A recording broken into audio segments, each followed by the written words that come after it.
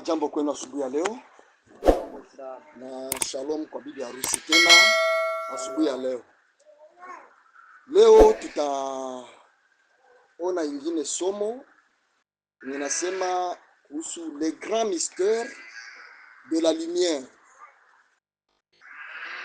Siri kubwa ya mwanga. Les grands mystères de la lumière. Siri kubwa ya mwanga. C'est un grand mystère parmi les grands mystères. Hiyo ni siri kubwa miongoni mwa siri hizi zingine.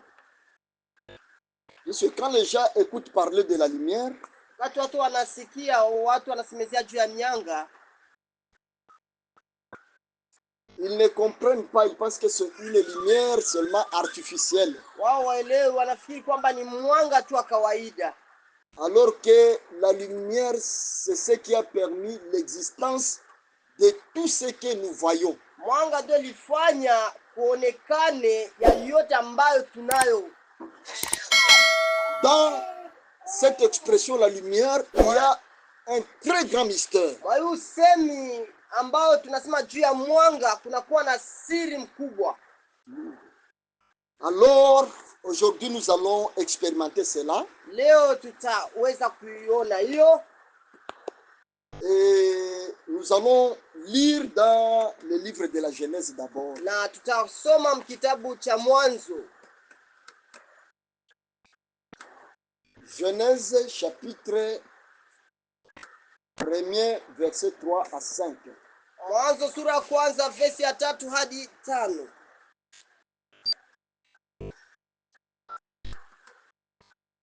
Pour aller un peu rapidement, je demanderai que frère Martin puisse seulement interpréter. Parce que je vais lire un peu beaucoup des écritures bibliques.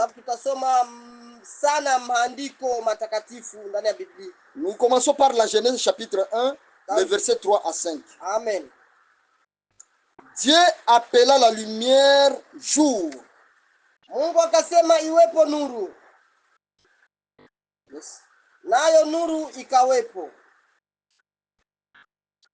3, 4, oui, oui. Dieu vit que la lumière était bonne et Dieu sépara la lumière d'avec les ténèbres. 3. Dieu dit que la lumière soit. Yes. La lumière fit. Dieu vit que la lumière était bonne et Dieu sépara la lumière d'avec les ténèbres. Dieu appela la lumière jour et il appela les ténèbres nuit. Ainsi, il y eut un soir et il y eut un matin. Ce fut le premier jour. Amen. Mungu akaona ya kuwa nuru ni njema, ndipo Mungu akatenganisha nuru na giza. Mungu akaita nuru mchana na giza akaita usiku. Ikawa jioni, ikawa asubuhi siku ya kwanza. Amen. 14. Dieu dit 14. Qui est de luminaire dans l'étendue du ciel pour séparer les jours d'avec la nuit. Que ce soit le signe pour marquer les époques, les jours et les années. Et il servait de luminaire dans l'étendue du ciel pour éclairer la terre, et cela fit ainsi. Amen. Mungu akasema iwepo mianga kwenye nafsi ya anga ili itenganishe mchana na usiku, nayo iwe alama ya kutambulisha majira mbalimbali, siku na miaka, nayo iwe ndiyo mianga kwenye nafasi ya anga itoayo nuru juu ya dunia. Ikawa hivyo. Amen.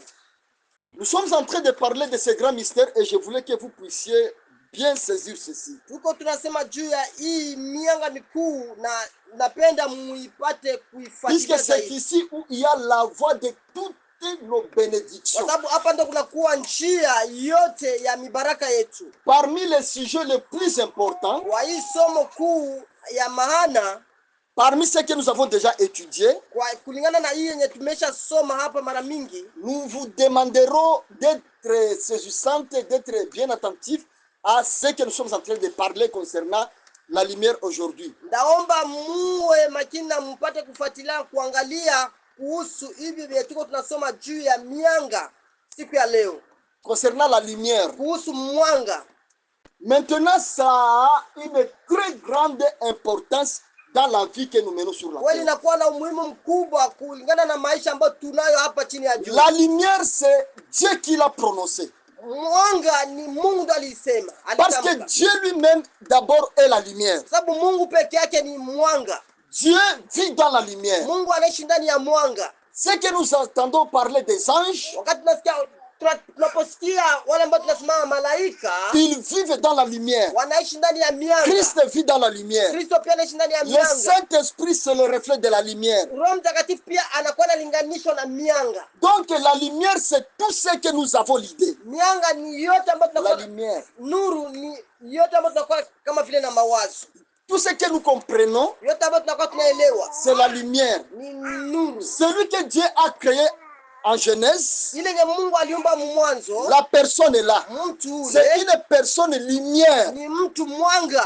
C'est pourquoi quand Jésus est venu, Wakati Yesu alikuja, avant Jésus, le psaume nous dit, kabla Yesu kuja, Zaburi inatuambia 112, 112 ça nous dit ceci, inatusema hivi, le paragraphe 4, paragrafu yake ya 4 il nous dit, anasema hivi: la lumière s'élève, nuru ikainuka inainuka dans les ténèbres ndani ya giza pour les hommes droits. juu ya watu wenye haki.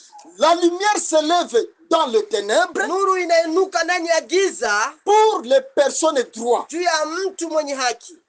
Il continue. Anaendelea kusema, Pour celui qui est miséricordieux kwa ajili ya yule anayerehema et compatissant et juste. na Mwenye kugua na mwenye haki. Amen. Donc la lumière, Sema nuru c'est le symbole de juste. ni mfano ya wenye haki. Ça marche avec les hommes droits. Inatembea na watu wenye haki. Parce que le ténèbre, c'est le manque de droit. Sababu giza ni ukosefu wa haki. Et la lumière, quand elle vient, Na mwanga wakati inapokuja, c'est pour chasser les ténèbres. ni kufukuza giza. Les ténèbres, Giza on l'appelle le monde d'en bas. tunaitaka ni dunia ya chini. Nous allons voir ça Tutaona hiyo quand nous allons continuer avec notre évaluation. wakati tutaendelea na usomaji wetu. La lumière, c'est le pouvoir Nuru ni uwezo extraordinaire. kweli Ya kushangaza. kushangaza. Amen. Et celui qui est dans la lumière, Na yule ambaye iko ndani ya nuru c'est une personne qui voit tout. ni mtu ambaye anaona yote. Et voir, c'est comprendre. Na anaelewa pia. Voir, ça veut dire comprendre. Kuona ni kusema kuelewa. Si vous êtes dans la lumière, Kama uko ndani ya mwanga, vous êtes bien protégé. kweli wewe unakuwa mwenye kukingwa Il n'y a vizuri. pas une puissance du ténèbre Hakuna uwezo wa giza qui pouvait vous atteindre. ambaye inaweza kuwagusa. Si vous êtes dans la lumière, Kama uko ndani ya mwanga, vous êtes une armée forte. wewe uko jeshi kuu. Vous faites la différence. Unakuwa na utofauti. Nous devons nous assurer que nous travaillons pour la lumière. Unapata kuwa na uhakika ya kuwa kwamba tuko ndani ya nuru. Il n'y a pas ce qu'on peut faire sur la terre Hakuna kinaweza fanya hapa kwa hii dunia si vous n'êtes pas dans la lumière. kama uko ndani ya nuru. Parce que il y a deux hommes. Kwa sababu kuna kwa watu mbili.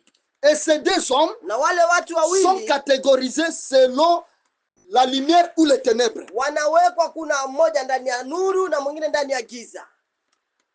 Et celui qui est dans les ténèbres, Yule ambaye iko ndani ya giza il vit dans le monde en bas. anaishi ndani ya ulimwengu wa chini. Et celui qui est dans la lumière, Na yule ambaye iko ndani ya il nuru vit dans le monde d'en haut. anaishi ndani ya ulimwengu wa juu. Nous lisons ça avec Frère Branham Tunasoma hiyo pamoja na ndugu dans Branham. Jésus glorifié. Yesu anayetukuzwa. Paragraphe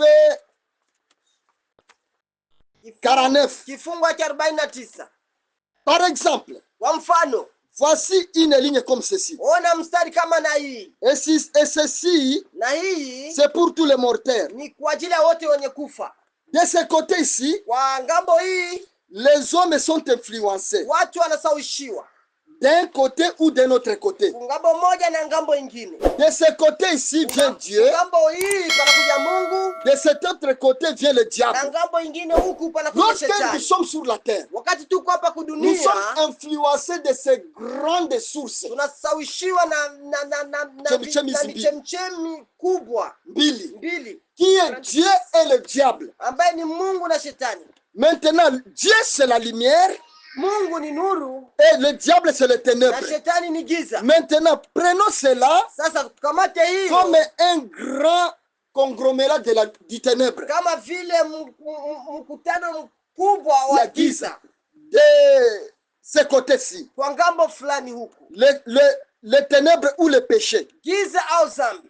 Vous voyez? Mnaona Maintenant, sasa, vous verrez un petit point blanc. utaona kama vile nukta fulani mweupe. Cela signifiait les chrétiens ou les croyants. Ile inamaanisha mwaminifu ama Mkristo, Comme une lumière. kama vile nuru. Eh bien, Na vizuri, ceux qui sont dans les ténèbres wale ambao wako ndani ya giza sont influencés d'en bas. wao wanasawishiwa na vitu vya chini. Ceux qui sont dans les lumières Wale wenye wako ndani ya nuru sont influencés d'en haut. wao wanasawishiwa na vitu vya juu. Maintenant, quand vous quittez, Wakati unapotoka vous devez toujours marcher soit d'en bas, soit d'en haut. unapata tu kuwa uko unatembea kati ya chini au Vous ne pouvez pas exister vous-même des deux côtés. hauwezi kuwa wewe peke yako kungambo zote mbili. Vous devez appartenir d'un côté. Unapata kuwa tu na sehemu yako moja Ou kwenye soit wewe uko vous êtes en unaigamia. bas dans le ténèbre, Ama uko ngambo ya chini ndani ya giza, ou vous êtes d'en haut dans la lumière. ama uko juu ngambo ya nuru.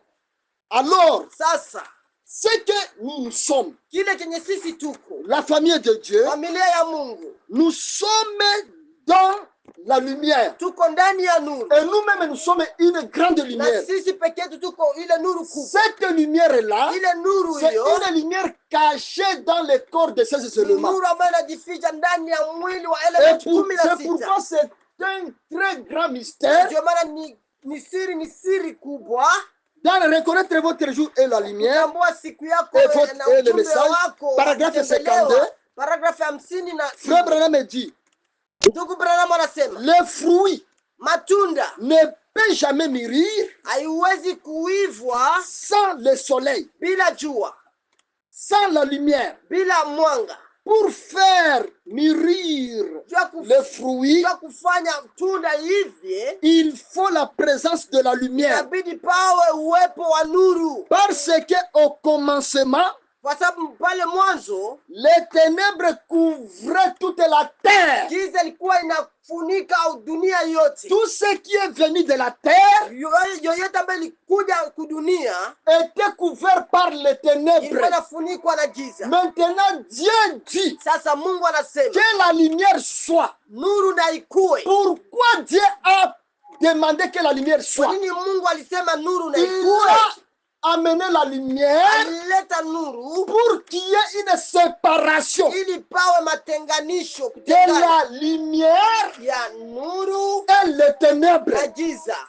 Maintenant, Sasa la terre dunia était couverte du ténèbre. ilikuwa inafunikwa na giza, Elle vivait sans le soleil. ilikuwa inaishi bila jua. Mais quand le soleil s'est levé, Wakati jua liinuka, dans la prédication intitulée C'est le lever du mafundisho soleil, nasema kuamka kwa jua, dans le paragraphe 50, paragrafu yake 50 kifungo hiki. il y a un homme ici qui peut allumer la lumière. Uko mtu hapa ambaye anaweza akawasha nuru. Frère Branham dit, Ndugu Branham sans la anasema lumière, hiyo nuru sans la lumière, bila nuru aucune chose ne peut vivre. hakuna kitu ambacho kinaweza kuishi. Il n'y a pas la vie sans la lumière. Hakuna uzima bila nuru. Maintenant, la Amen. lumière, c'est quoi? Sasa nuru ni nini? Est-ce que c'est cette lumière que nous voyons? Ni hii nuru ambayo tuko Est-ce que tunaona. c'est cette lumière qui éclaire le monde Ni nuru visible? ambayo inaonyesha dunia yote yenye kuonekana. Non. Hapana. La lumière, Nuru, quand vous écoutez parler de la lumière, watu unaposikia wanasema juu ya comme nuru, c'est un grand mystère, mystère, kama vile ni siri kubwa, c'est la puissance de la divinité, ni uweza wa kimbingu de la divinité, ya kiungu, Mungu, qui vient s'installer dans le corps qui est les ténèbres. ni uweza wa kimungu ambayo inakuja kukaa ndani ya mwili ambao ni wa giza, Et le ténèbre qui est le corps na mwili giza ambao ni mwili doit dissiper. inabidi ipotee. Ça veut dire quoi? Ni kusema ni Donc les ténèbres vont influencer le corps giza italeta visawishi ndani ya mwili, et le corps va commencer à produire le fruit de la lumière. na mwili inaanza kuzaa matunda ya Il n'y mwangaza. a pas de vie botanique, Hakuna uzima wa mimea, il n'y a pas de vie animale, hakuna uzima wa il n'y a pas de vie de tous ceux qui vivent dans l'eau hakuna uzima wa vyote ambavyo vinaishi ndani ya sans la maji lumière. bila mwangaza.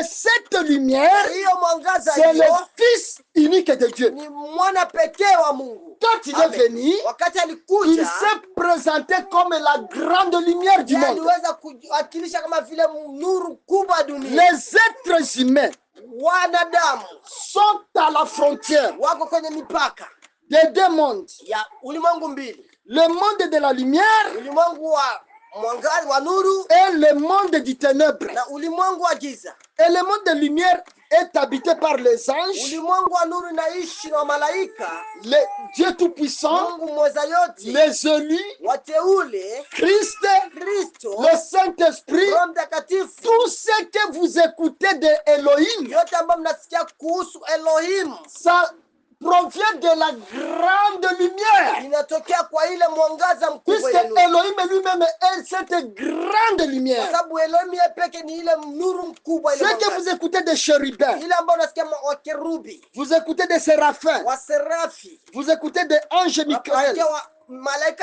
malaika Mikaeli, des anges Gabriel. malaika Gabriel, Tous les anges wa malaika wote vivent dans cette lumière. wanaishi juu ndani ya ile nuru hiyo. Et le monde de la lumière, Na ulimwengu wa hiyo c'est le nuru monde de haut ni ulimwengu wa juu qui a la domination, ambao inatawala le monde des ténèbres. ulimwengu wa giza. Et le monde des Na ténèbres ulimwengu wa giza est habité par les esprits que nous appelons, inaishi juu ya hizi est habité par les esprits, inatawaliwa na maroho que nous appelons Ambao les esprits lucifériens. ambayo tunasema kwamba ni hizo roho za Donc, Lucifer. Lucifer. Amen. Les esprits ténébreux, Roho za ulimwengu wa giza, les esprits d'en bas, roho zenye ulimwengu wa chini, les esprits de souffrance, roho za mateso, de malédiction, ya lahana, de tout ce qui nuit les humains. ya yote ambayo inatukuta sisi binadamu. Le monde d'en haut qui est le monde de la lumière, Ulimwengu wa juu ambao ni ulimwengu wa nuru, c'est là où nous provient tous les dons excellents divins. ndio pale kuna kuja zawadi zote zenye za kimbingu, Et nous avons besoin na d'obtenir tunakuwa na ile mahitaji ya kuikamata tout ce qui nous provient du monde de la lumière. yote ambayo inakuja ulimwengu wa nuru. Le monde d'en bas, Ulimwengu wa chini ce sont les esprits d'en bas ni zile roho za chini zile qui disent ambazo zinasemaka j'ai droit. nina haki, Mais dans le monde d'en haut, lakini ulimwengu wa nous juu n'avons pas droit, hatuna mais nous haki, avons le devoir. lakini tuko Na na mapashwa. mapashwa. Nous devons à notre Père Céleste, Tunaenda kwa baba yetu tuna mapashwa enye tunapasha kwa baba yetu wa mbinguni. Aha. Mais le droit que nous avons, Haki ambazo tunazo c'est le droit de lui ni obéir. haki ya kuenda kwa kutii. Nous obéissons au commandement de notre Père. Tunatii kwa amri ya baba yetu, Et nous devons nous assurer que na tunapata kuwa na tout ce que hakika nous sommes en train de faire, yote ambayo tuko nous tunafanya le faisons pour la lumière, tunaifanya kwa ajili ya nuru qui est le Amen. monde d'en bas, ambao ni le monde d'en haut. ulimwengu wa juu. Amen. Le Saint-Esprit, Roho Mtakatifu dans la prédication intitulée Les mahubiri prisonniers, nasema wafungwa, les prisonniers, wafungwa, hein. mfungwa. Frère Branham dit, Ndugu Branham anasema paragraphe 20-21, kifungo 20:21 il dit, anasema la partie physique doit mourir.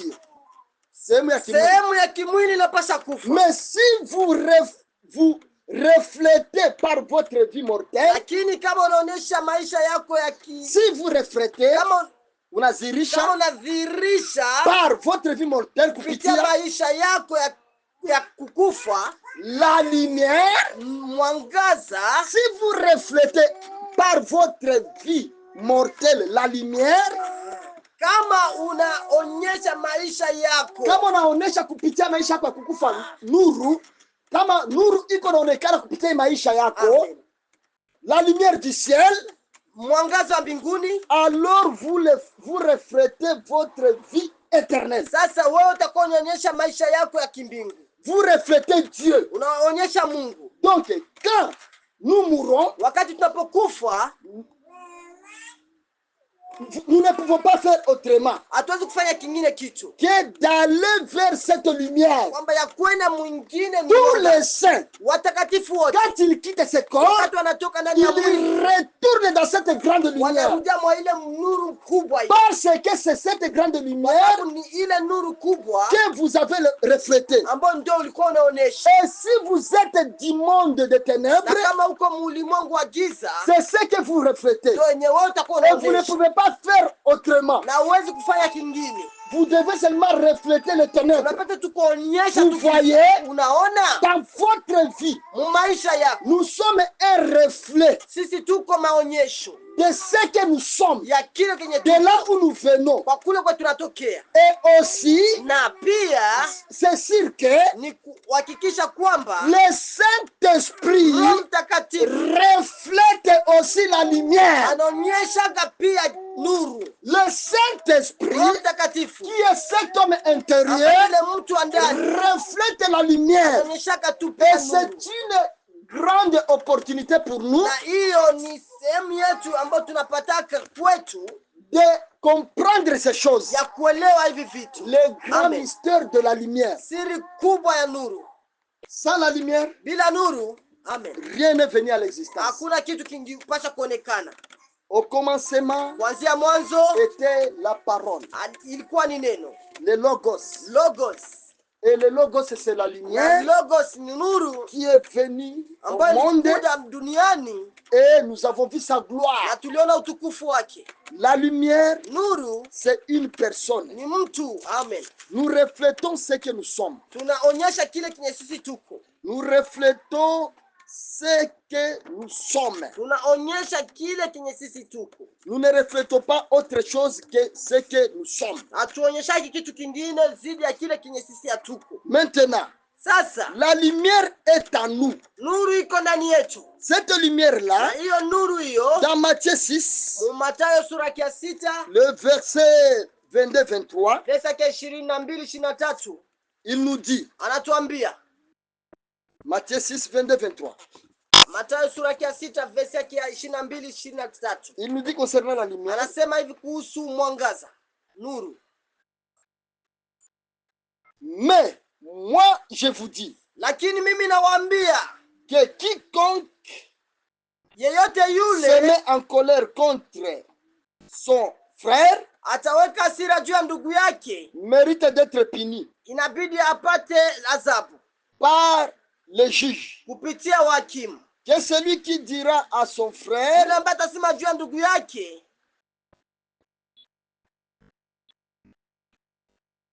Raka, Raka, c'est ce qu'il est écrit, Raka, raka, mérite d'être puni par les sandériens. inabidi apate adhabu na wale Wasandrio. wasandrio. Ah, j'étais dans Matthieu 6, c'est Oh. Matthieu 6, j'étais en 5. Pardon, alikuwa musita, kumbi ni tano. L'œil est la lampe du corps. Jicho, Oh. jicho, Tano. sita. Oh, verset 6. Okay, sawa. L'œil est la lampe du corps. Jicho ni taa ya mwili. Nous avons le corps de ces éléments. Tuko na mwili wa element Et ce corps 16 a sa lampe. na huu mwili uko na taa yake Et ça s'appelle l'œil. na inaitwa jicho. L'œil est la lampe du corps. Jicho ni taa ya mwili. Si ton œil est en bon état, Kama jicho lako ni nyofu, tout ton corps sera éclairé. mwili wako wote utakuwa na nuru. Si ton œil, kama jicho lako quel est cet œil qui est ni Frère Branham jicho gani ambayo ndugu Branham est en train de nous parler, iko nasema hapa, qui est dit dans la Bible? ambayo nasema ndani ya Biblia, L'œil est là pour voir. jicho iko pale juu ya kuona. Donc cet œil, c'est la compréhension. Jicho ni kusema ni kuelewa. Si vous avez une bonne compréhension, Kama uko na kuelewa kuzuri, votre corps, mwili wako, pas le corps ici de ces éléments, hapana mwili wa elementi 16, votre intérieur wewe wa ndani sera dans la lumière. itakuwa na nuru. Donc la compréhension Kusema kuelewa, de la parole, kuelewa neno c'est ça qui nous éclaire. ndio inatuangaziaka. Il continue, il Amen. dit Anaendelea kusema au paragraphe 23, 23 paragraphe verse, car là où 23, mais si ton œil est en mauvais état, lakini kama jicho lako liko ovu, tout ton corps sera dans les ténèbres. mwili wako wote utajawa na giza. Yani mtu mwenye aana, si la personne n'a pas la compréhension de la parole, Kama mtu aana ujuzi wa neno, kuelewa kwa neno, son être intérieur ule wake wa ndani ule sera dans les ténèbres. atakuwa ndani ya giza Donc sans compréhension. bila kuelewa. Il dit, Anasema si donc la lumière qui est en toi kwa hiyo basi, kama nuru ilimo ndani yako est ténébreux, ikiwa giza, combien seront grandes ces ténèbres? hilo ni giza kuu namna gani? Si ces ténèbres, la manque de la compréhension de la parole réside dans l'être humain, Kama hii giza, giza inakaa ndani yako, inaishi qui ndani est yako, la manque de la compréhension de la ambao ni parole, ukosefu wa neno, ça sera une grande ténèbre. itakuwa ni giza kubwa. Amen. La lumière que nous sommes en train de parler, Nuru ambayo tuko tunasema c'est hapa la compréhension de la parole. ni kuelewa kwa neno. Celui qui a la compréhension Yule ambaye anaelewa neno marche dans la lumière. anatembea munuru, Et cette lumière n'est pas en dehors de lui. na ile nuru haiko nje na yeye, Cette lumière est en lui. ile nuru iko ndani yake. Il dit encore, Anasema hivi dans Jean 8 et 12. Yohana 12, 8, 12. Yohana 8 12. 12, Il dit, anasema hivi concernant la lumière, kuhusu nuru. 8 et 12.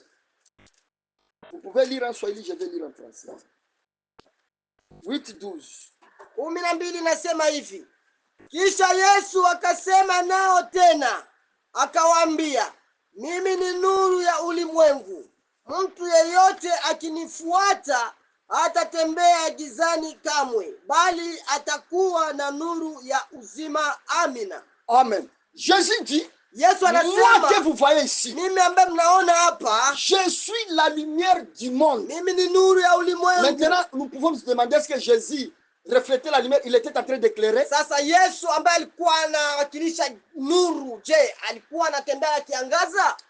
Lui qui était la lumière. Yeye ambaye alikuwa ni nuru, Est-ce que quand il marchait, il y avait la lumière comme la torche, comme le wakati alikuwa soleil? anatembea, je, alikuwa anaangaza kama vile La tochi ama kama lumière que vile Jésus jua? était, c'était lui la parole. Nuru yenye Yesu alikuwa, yeye alikuwa ni neno, Maintenant, la parole, c'est ça la lumière. na neno ndio hiyo nuru. Et nous profitons de cette lumière lorsque nous comprenons l'essence correcte de la parole. Tunaipata ile nuru wakati tunapata kuelewa vizuri kupitia neno. Il dit que pendant que je suis dans le monde, Sema wakati nilikuwa ndani ya vous ulimwengu, devez marcher dans la lumière. tunapata kutembea ndani ya nuru. Pendant que la parole est révélée, Wakati neno ilikuwa inafunuliwa, pendant que la parole est révélée, wakati neno inafunuliwa, wakati neno lilofunuliwa est encore dans le monde, ilikuwa ndani ya ulimwengu, est encore dans le iko monde, ndani ya ulimwengu. nous devons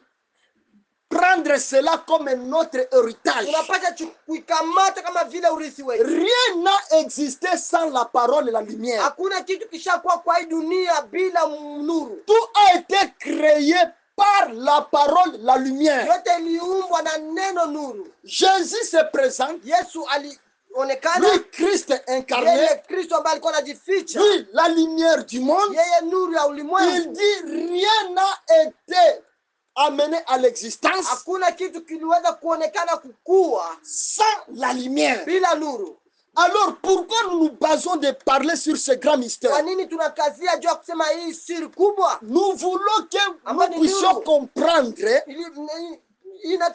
Inatubidi tupate kuelewa l'essence propre de cette lumière. msemwa ama usemo mzuri wa nuru La kubwa. lumière, ce n'est pas autre chose. Nuru sio kitu kingine. La lumière, c'est vous-même Nuru ni wewe peke yako qui vit dans ce corps. ambaye unaishi ndani ya huu mwili. Et vous êtes venus dans le lieu de haut, Na mulikuja sehemu ya juu puisque vous êtes une partie du Créateur. sababu wewe uko sehemu ya muumbaji. Vous êtes la fille et le fils de Dieu. Wewe ni binti wa Mungu na mwana wa Mungu. Et ce n'est pas Jésus lui-même Na sio Yesu peke yake qui s'est présenté ambaye aliweza comme kujiakilisha la lumière. kama vile nuru. Il dit Anasema hivi dans Jean 9, Yohana sura ya 9 verset 25. 25. 9, 25. 9:25. Qu'est-ce que Jésus dit là-bas? Vous pouvez le faire. Yesu anasema hivi 25.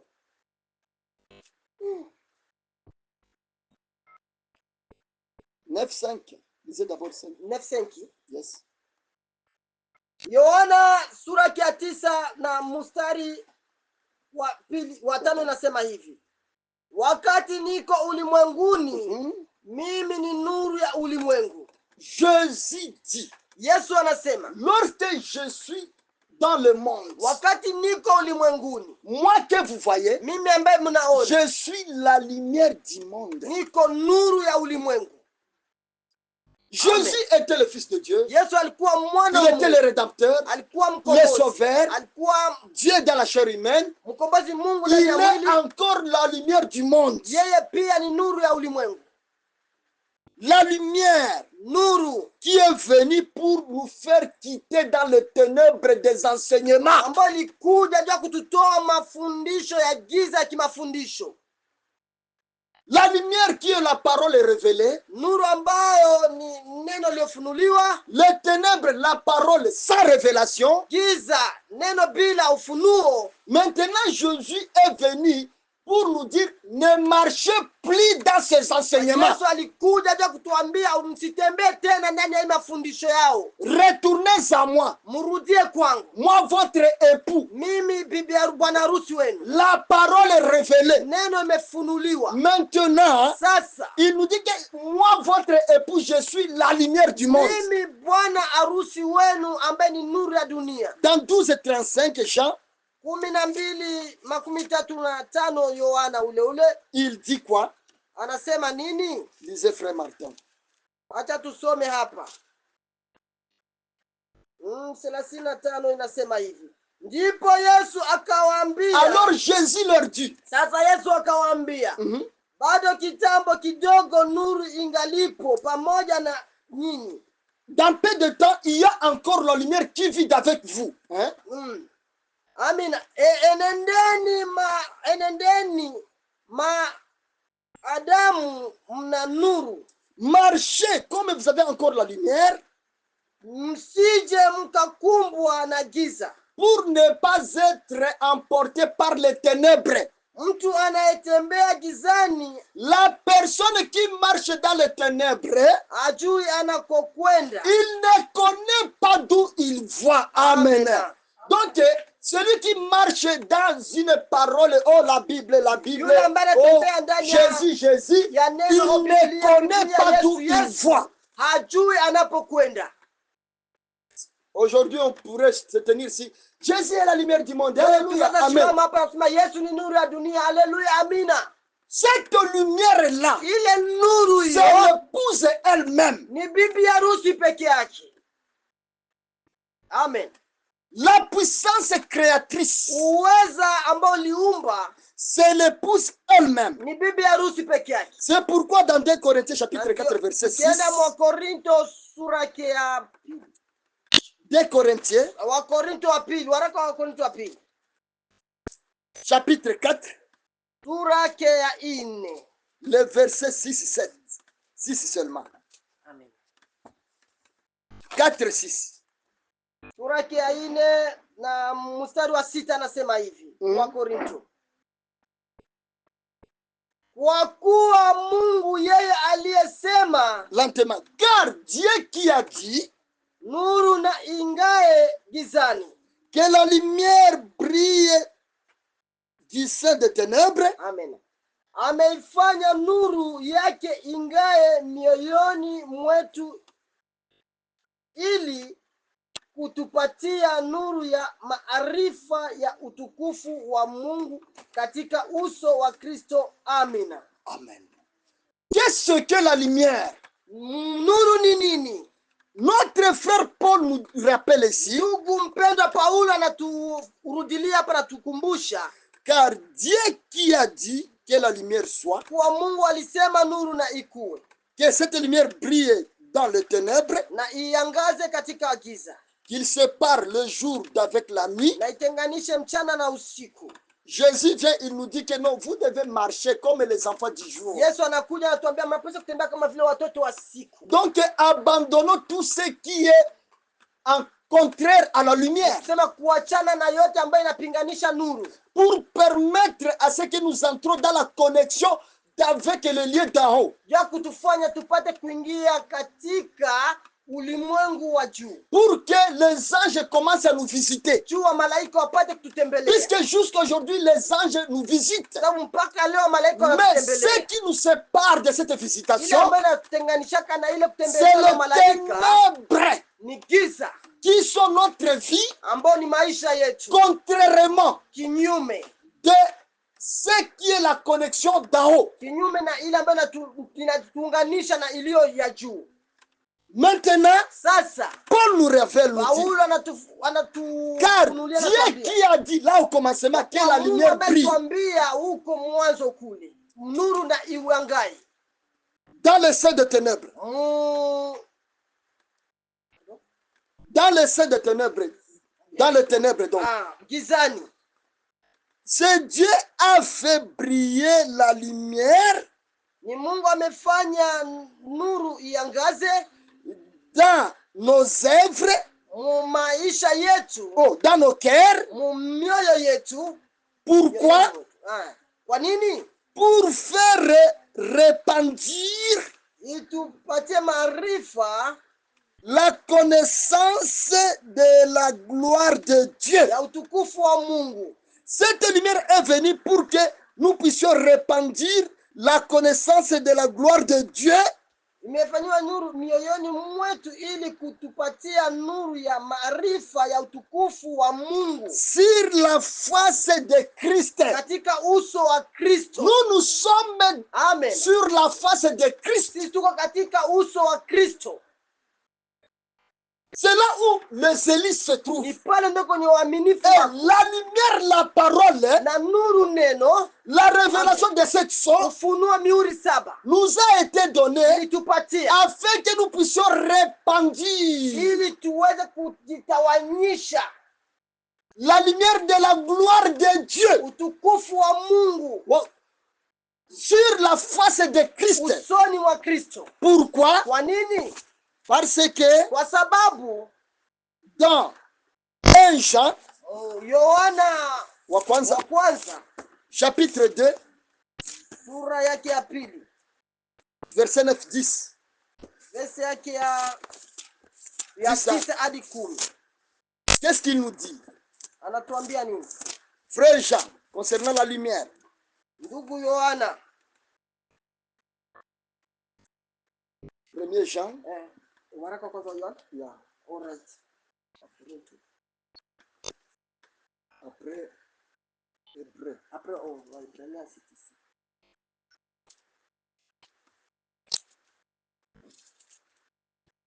C'est après Pierre ici.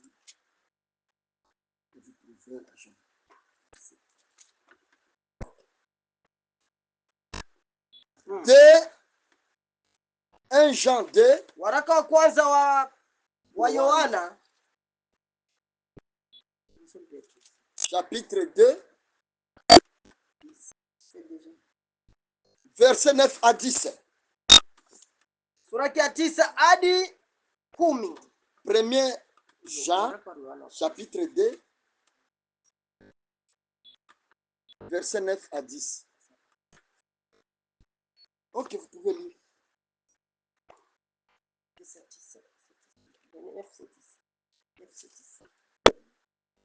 Amena. Tunasoma. Lisez. Yeyote anayesema yumo nuru ni lakini anamchukia ndugu yake bado yuko gizani. Écoutez bien. Nous avons des principes qu'on ne doit pas échapper. Et nous ne profiterons rien. Kuko na vitu ambavyo hatuwezi epukana navyo na tunakuwa Si nous ne respectons pas ces principes, kama tufuate hizi, ces principes nous donnent des avantages dans la vie que nous menons sur la terre. Hizi zinatupatia faida katika ulimwengu huu. Mwa hii maisha tu ya kibinadamu tunatakiwa tusibaki tu kusema naamini na huko nateseka. Amen. Mateso yetu tunapata haitokani na Mungu, inatokana na shie peke. Puisque Mungu alisha disponibiliser mamwaye zote kwetu za kukula mema. C'est à nous maintenant de marcher dans la voie de Dieu. Ni kwetu sisi ni kutembea ndani ya njia ya Mungu. Qu'est-ce que frère Jean nous révèle? Ndugu Yohana anatufunulia nini? Dans son premier épître, chapitre 2, waraka wa kwanza wa Yohana sura ya 2, verset 9 à 10. Écoutez lentement. Il dit quoi, frère? Yeyote anayesema yumo nuruni, celui qui dit qu'il est dans la lumière, lakini anamchukia ndugu yake, mais il est son frère, bado yuko gizani. Même si on pourrait dire je suis dans la lumière, mais nous avons la haine contre qui que ce soit, nous sommes dans les ténèbres. Et frère Branham nous dit, Amen, le monde des ténèbres, c'est le monde d'en bas. Ndugu Branham anasema ulimwengu wa giza ni ulimwengu wa chini. Donc, hata tuseme tuko na maufunuo, tuko na connaissance ya masiri, wakati ndani yetu muko chuki, tungali mulimwengu wa chini. Amen. Upande wa pepo wa chafu. Amen. C'est à nous aujourd'hui de faire l'effort, ni kwetu sisi kufanya bidii de quitter ces choses. kwa kutoka ndani ya vitu hivi. Il continue, il dit quoi, frère? Verset 10 inasema hivi: yeyote ampendaye ndugu yake anakaa nuruni, wala hakuna kitu chochote ndani yake cha kumkwaza. Amen. Celui qui aime son frère, celui qui aime les gens, celui qui aime tout le monde, Amen, celui-là demeure ou vit continuellement dans la lumière. Amen. Et aucune occasion de chute ne peut lui atteindre. Ndio, amen. La lumière qui est le monde d'en haut, nuru ambayo ni ulimwengu wa juu, celui qui vit dans ça, yule ambaye anaishi ndani yake, il va toujours manifester l'amour. yeye atakuwa tu anaonyesha tu upendo, Puisque Dieu est l'amour. sababu Mungu ni upendo. Amen. Le plus grand amour qui nous avait visité, c'était Christ, et il a donné sa vie pour nous tous. Upendo mkubwa ambao aliweza kuishi ni Kristo, na aliweza kuionyesha kwetu sote En donnant sa vie, kwa kutoa uzima wake, se sacrifiant. na kwa kujitolea. Le plus grand amour, Upendo mkubwa, le plus grande lumière, nuru mkubwa, c'est de sacrifier pour les autres, ni kujitoa kwa ajili ya wengine, de travailler pour les autres. kutumikia wengine.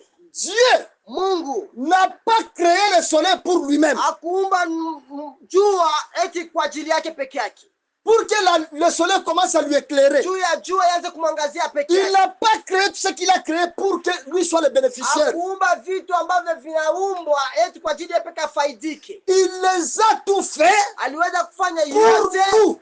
kwa ajili yetu sisi. C'est ça la lumière. Ndo nuru hiyo. La lumière, c'est de faire les choses pour les autres. Nuru ni kufanya vitu kwa ajili ya wengine. Tout ce que nous faisons, Yote ambayo nous ne le tunafanya faisons pas pour nous-mêmes. atufanye kwa ajili yetu Comme les sisi. parents, Kama vile wazazi nous payons les minervoirs pour nos enfants, tunalipa ada ya watoto pour qu'ils étudient, ili pour wasome leur propre bonne vie. kwa ajili ya maisha yao Ce n'est binafsi, pas pour notre vie. haina kwa ajili ya C'est maisha yetu ça l'amour wazazi. divin. Na ndo upendo ila kimwili. Nous allons au champ, Tunaenda kushamba, nous travaillons tunatumika durement kwa nguvu pour l'intérêt des autres. juu ya manufaa ya watu Quand nous wengine. travaillons, nous ne mangeons pas la nourriture seule. Wakati hatutumike na Quand nous travaillons, tunatumika, nous ne mangeons pas la nourriture seule. hatukuli chakula Nous pekee, mangeons en communauté. tunakula na wengine. C'est ça l'amour divin. Na upendo wa kimbinguni. Tout ce que Dieu a créé, Yote yenye Mungu aliumba, les a créés pour l'intérêt de ses enfants. aliumba kwa ajili ya manufaa ya faida Et ya wanawake. toutes les créatures Na maumbile yote profitent inakuwa tu inapokea du bienfait de Dieu. mazuri ya Mungu. C'est lui qui est son Yule frère. ambaye anachukia ndugu yake Il est dans le monde d'en bas. iko ndani ya ulimwengu wa chini. Amen. La haine provient de Caïn. Chuki inatokea kwa Kaini. C'est Caïn qui a manifesté la haine la première Kaini ndio alionyesha chuki mara ya kwanza sur cette terre des hommes. kwa ulimwengu wa wanadamu. Amen. C'est pourquoi Ndio maana nous-mêmes, sisi wenyewe nous sommes cette grande lumière du tuko monde. ile nuru mkubwa wa ulimwengu. Matthieu 5:14. Mathayo sura ya 5:14. Et comme la grande lumière, Na kama vile nuru mkubwa, le ténèbre doit dissiper. giza napasha ikimbie. Matthieu 5:14. Mathayo sura ya 5:14.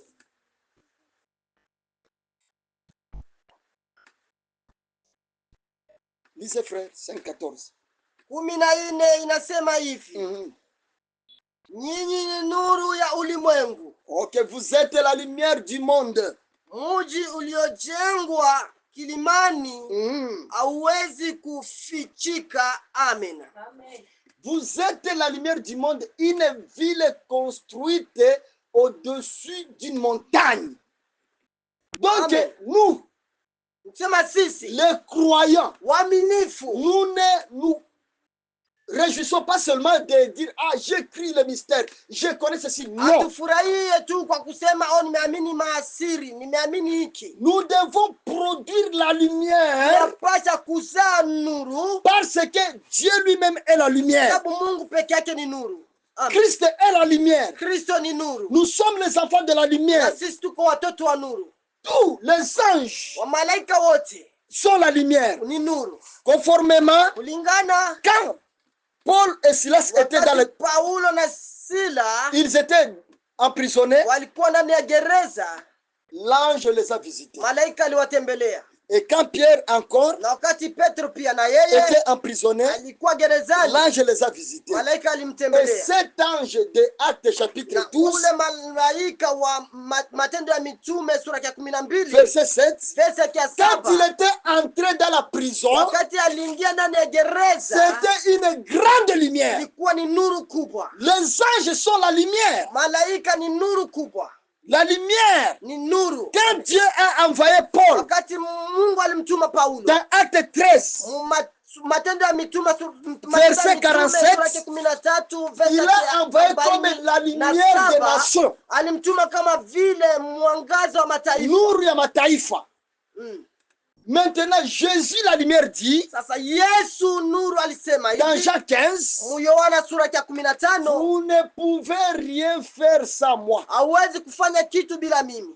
Lui, la grande lumière, Yeye nuru lorsque nous kubwa. sommes attachés à lui, Wakati tunajiunga kwake comme une branche kama vile mti, kama vile tawi branchée au grand cep, tawi ambayo imeunganishwa kwenye mti mkubwa. alors là-bas nous produisons maintenant. Sasa pale tunaweza kuzala. Pour que nous puissions maintenant être connectés à Christ la lumière, Tupate kuunganishwa kwa ule nous Kristo devons mkubwa. abandonner le comportement du ténèbre. Tunapata kuachana na matendo ya mwangaza ambayo ni Du giza, ténèbre. matendo ya giza. Nous devons laisser de côté tout ce qui est ténébreux. Tunapaswa kuachana na ngambo ingine ambayo Je ne suis giza. pas en train de parler de la sanctification. Siko nasema hapa juu ya utakaso. Mais nous sommes en train de parler de Christ. Siko nasema hapa juu ya Kristo. Puisque Christ c'est la lumière.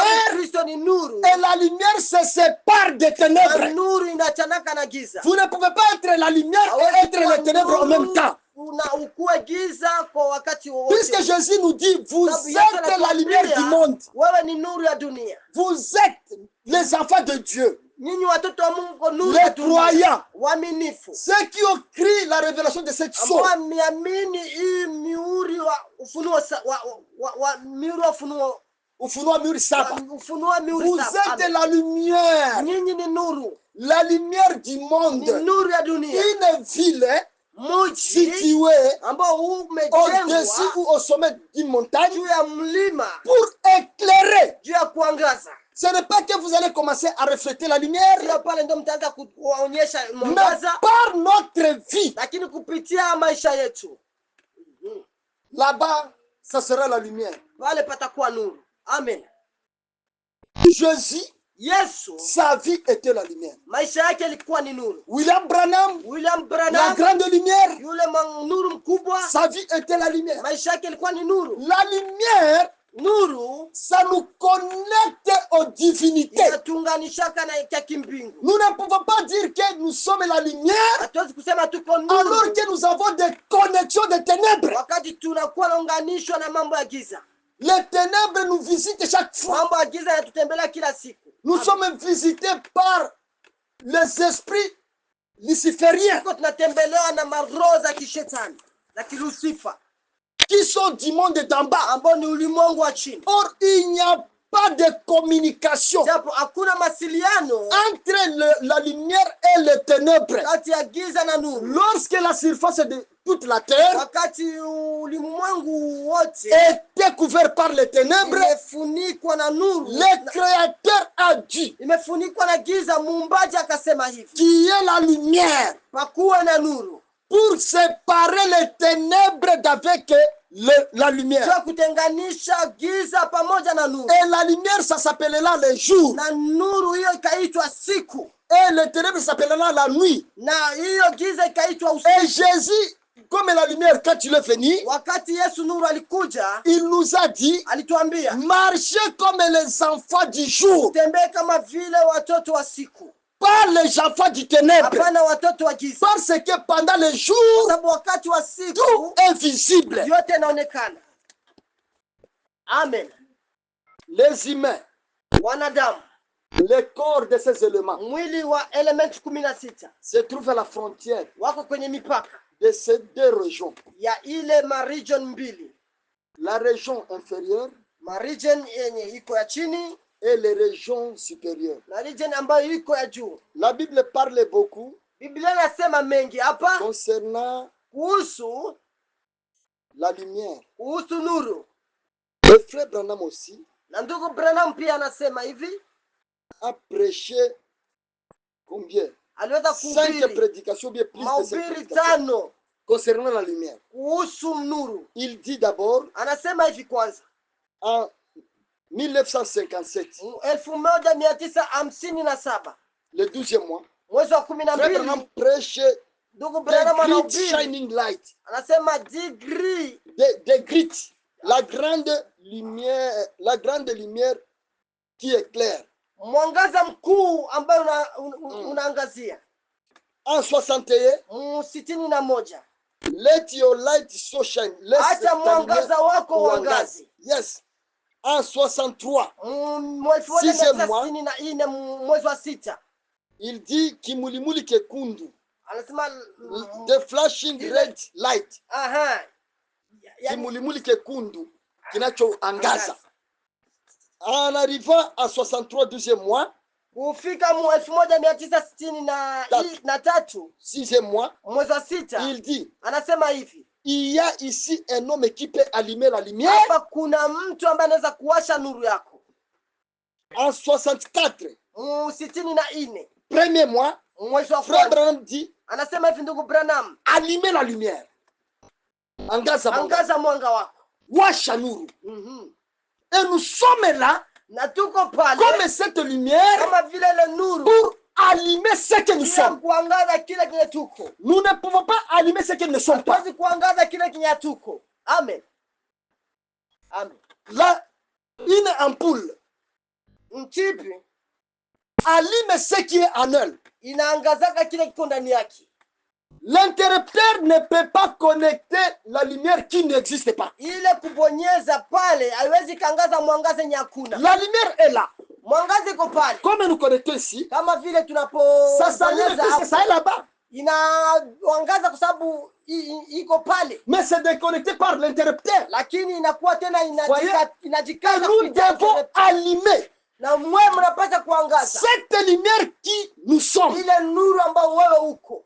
Nous ne sommes pas autre chose que la lumière. Tuko kitu kingine si jambo. Jésus a dit vous êtes la lumière du monde. Yesu anasema nyinyi mko nuru ya dunia. Et notre prédicateur William Branham nous dit allumez la lumière. Est-ce qu'il y a quelqu'un ici qui peut allumer la lumière?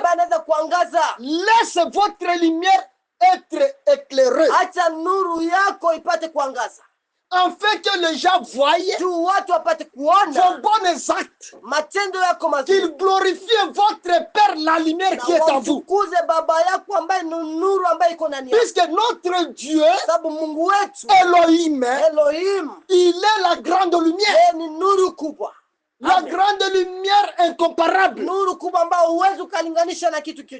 a créé toutes choses. Nous devons toujours être connectés à cela par la connaissance. Sachons que nous ne vivons pas dans le monde d'en bas. Le monde d'en bas est entouré de ce que nous appelons les démons, les mauvais esprits. Si la personne est entourée de mauvais esprits, c'est ce que s'appelle les ténèbres, les vols, mensonges, haine,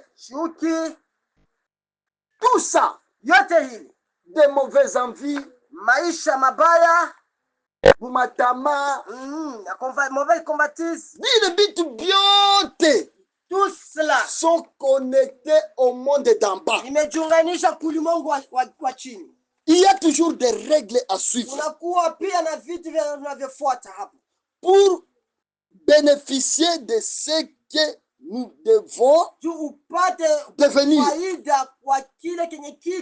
Je vais lire la dernière citation biblique dans Jean.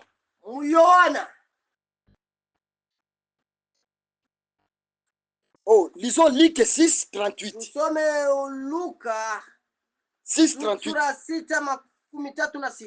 38. Pour que vous puissiez recevoir quelque chose de Dieu, pour que Dieu vous donne quelque chose, vous devez appliquer cette loi. Qu'est-ce qu'il dit? Oui, 6, 38. Inasema hivi, wapeni watu vitu nanyi mtapewa. Répétez encore. Wapeni watu vitu nanyi mtapewa. Wapeni watu vitu. Sasa unapatia watu vitu na wewe utafanya nini? Utapewa. Sasa kama upatie watu vitu na wewe utafanya nini? Utapewa. Wapeni watu vitu na nyinyi mtapewa. Règle very simple. Non. Very simple. 8 38 6 38. Inasema hivi.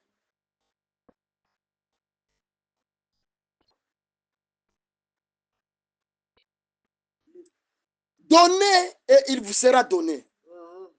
On versera dans votre sein une bonne mesure. Hein? Continuez. Kipimo cha kuja na kushindiliwa. Soma yote ushuke na umalizie. Kipimo cha kuja na kushindiliwa na kusukwasukwa hata kumwagika, ndicho watu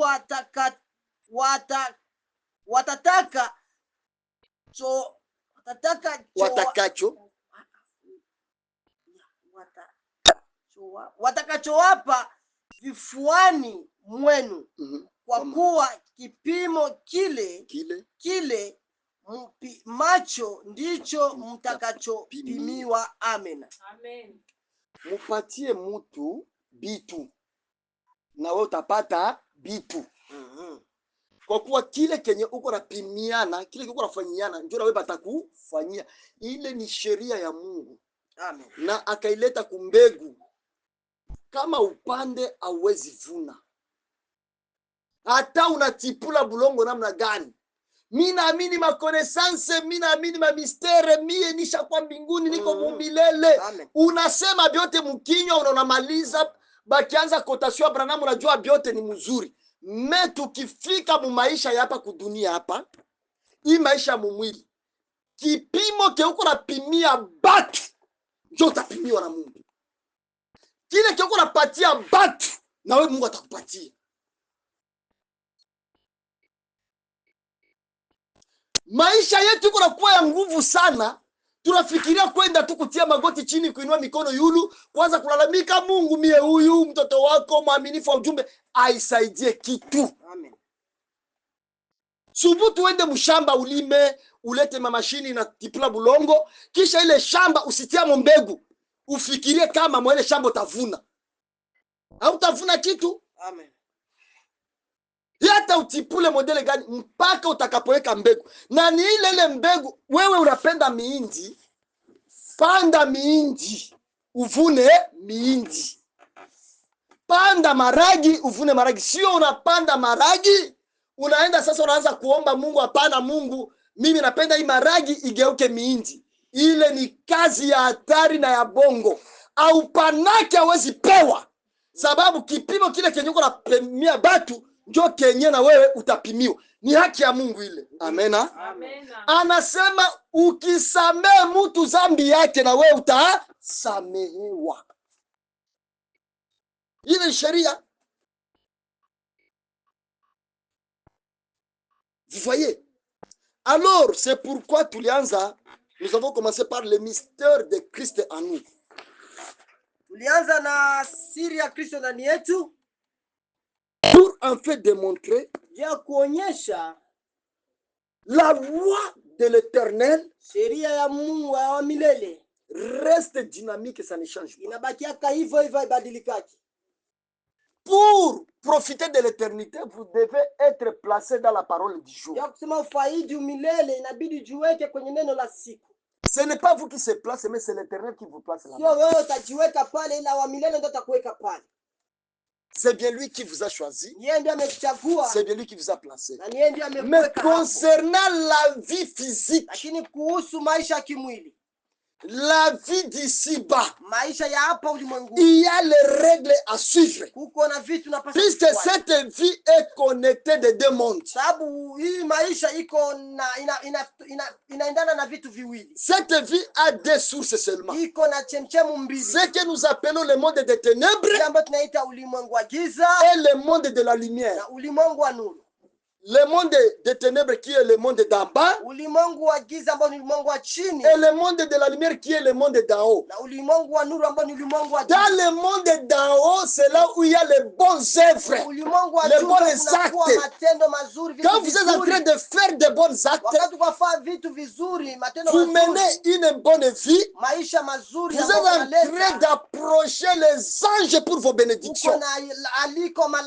Même frère Branham aussi été visité par un ange.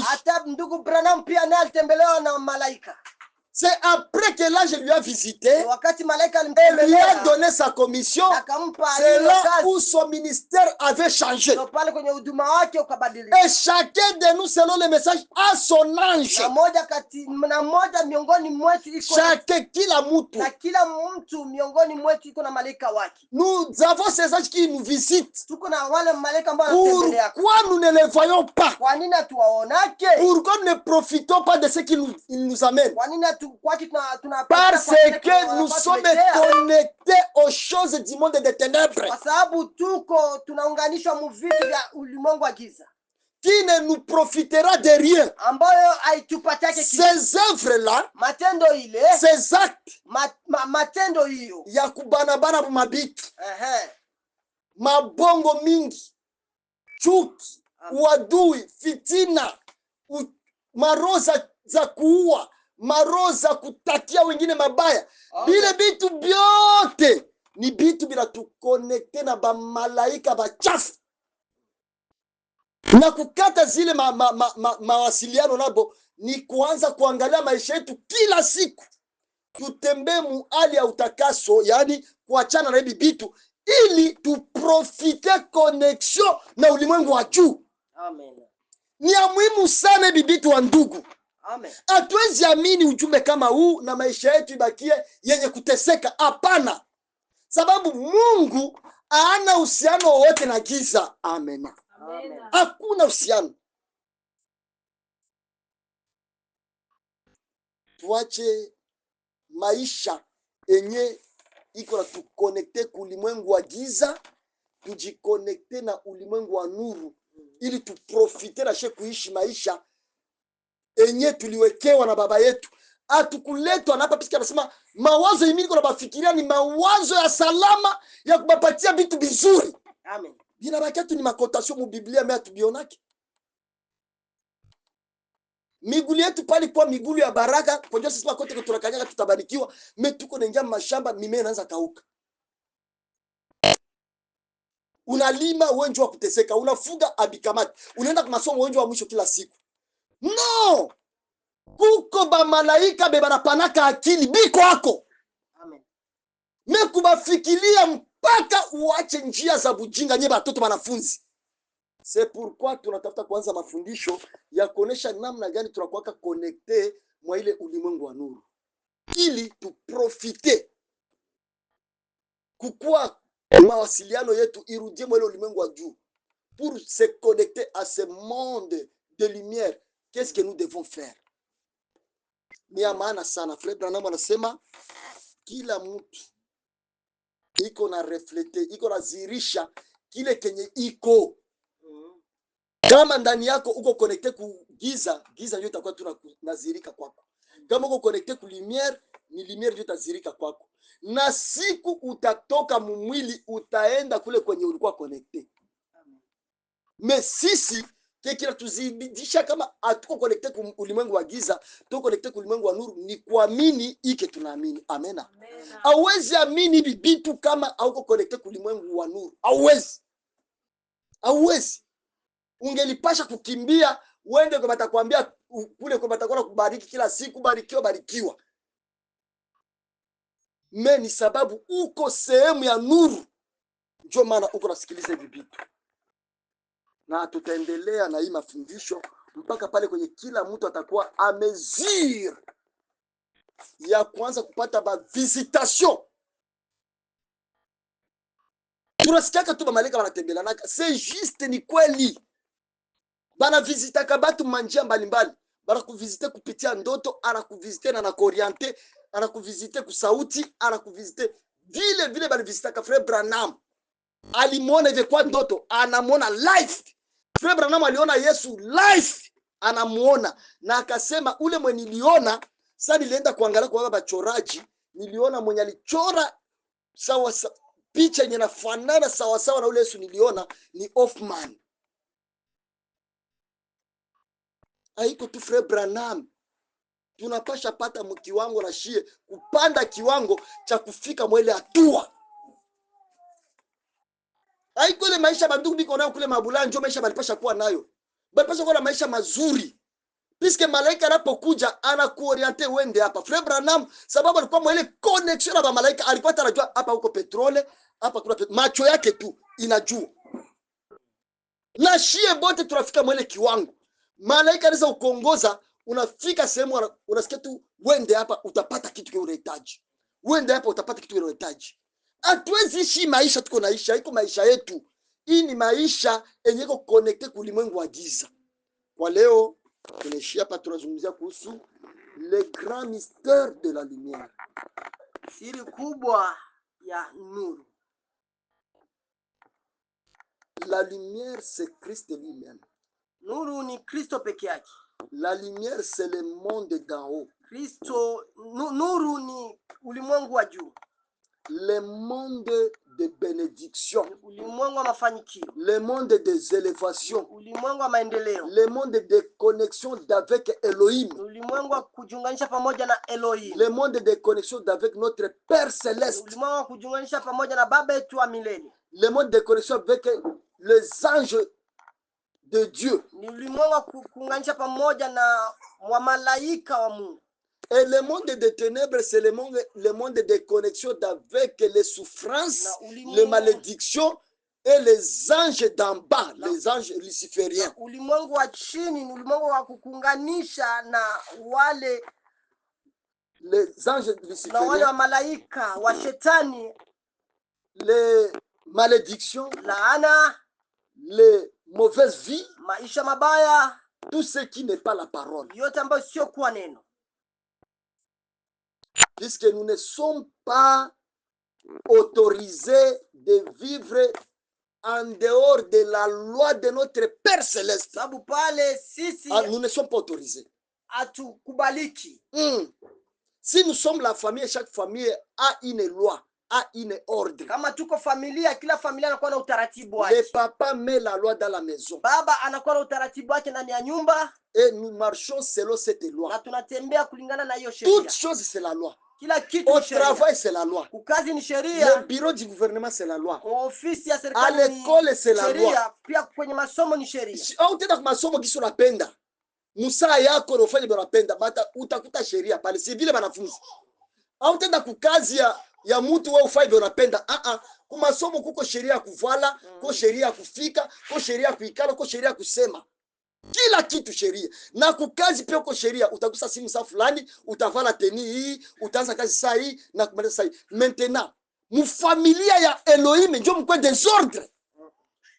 Ya kila mtu kuya kisha napenda jamais. Kama kuko sheria enye inapasha kuheshimika ni sheria ya Elohim.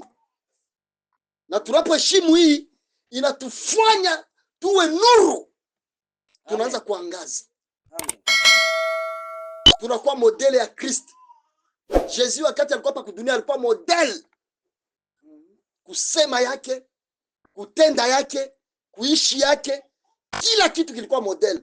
Na anasema bila mie hamwezi fanya kitu. Ndio. Mimi ndio modele ya kufuata. Frère Branham modele kilikuwa ni Kristo. Paul modele kilikuwa ni Kristo. Kristo anabakia modele ya sheba Kristo bengine. Ndio.